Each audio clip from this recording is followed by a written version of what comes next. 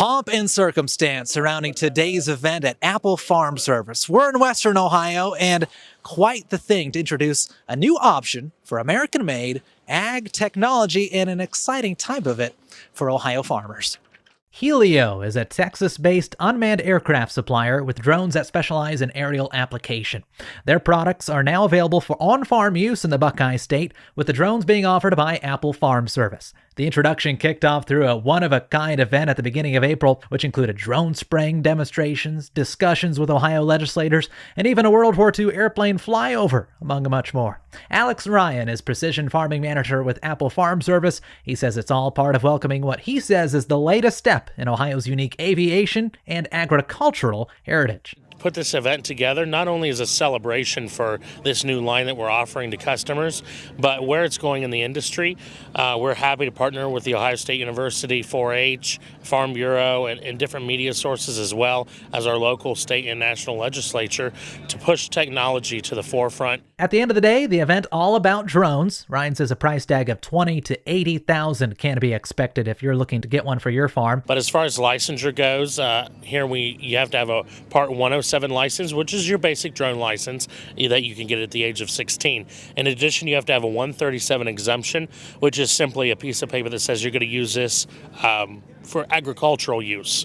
In addition to that, you have to have your state chemical license, which a lot of farmers already have. So with those, I won't say simple, but manageable tasks, a farmer can be ready to not only applicate in his field, but others as well. When it comes down to the specifics on the drones themselves, we've got 4 different models ranging from a 2-gallon tank to an 18-gallon tank.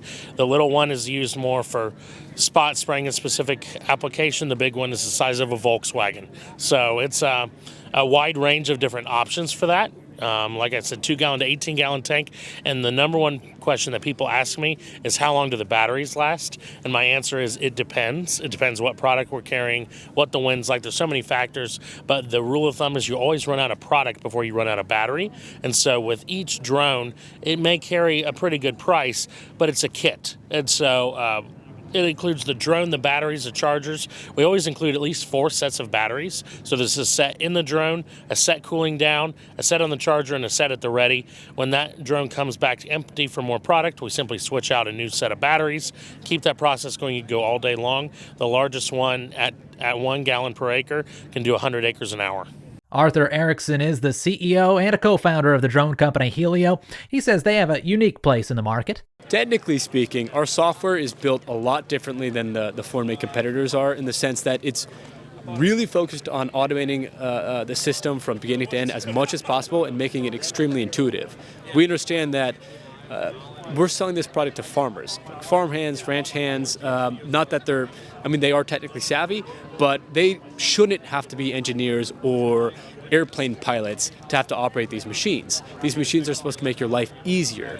So we put, nearly a decade worth of work, thousands, hundreds of thousands, millions of dollars, in fact, into making this software extremely intuitive, very reliable, and just, frankly, easy to deploy.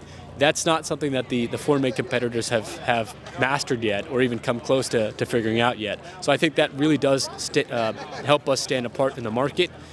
And it's something that is kind of hard to appreciate until you're out there working 10, 12-hour days in the hot sun. The last thing you want to be doing is worrying about, what firmware update do I need? What software update do I need? What does this button do? What does this Chinese symbol mean, for example? That's huge, and I think our customers really resonate with that. And we talked to a number of farmers at the event looking to put them to use this year on their operations. Rick Barnes is a crop consultant in Western Ohio and is bringing some of the drones to serve his farmer clients. We used drones for trying to do population stands and crop health imagery and stuff like that. And now with this latest, the latest drones being able to do spraying, and the lack of enough airplanes and helicopters to be able to get to fields on a timely basis, we thought this would be a good time to have something that maybe would take some of the pressure off of our customers when they have maybe a tar spot outbreak or something like that nature. We didn't realize this, but we've had quite a bit of interest in having wheat sprayed for head scab. So that'll give us a lot of really good practice with it, because we'll be able to operate the sprayer drone for the first time probably this May. A big plus for him about Helio, the fact it's made in America. Unique, as most drones have origins overseas. The American-made portion is the reason I went with Helio. I got some friends that are pretty familiar with drones, and they recommended Helio very highly. And they're down by Houston, Texas, instead of Taiwan. And having a dealership at Apple, now if I have a need of parts, I only have to go like an hour away instead of Houston. But people with the other drones, that's one of the things with the getting things shipped and moved around in the world today. You don't know if Taiwan will be there, that kind of thing. As a result, the concern of data privacy among international powers comes into the conversation. Rodney Creech is chair of the Ohio House Agriculture Committee, one of the legislators on hand for the event, and on the topic of American-made drones, he says, I think it's our only option. I think after the events that happened last month with the spy balloon, it really perked everybody's attention up to see this can happen.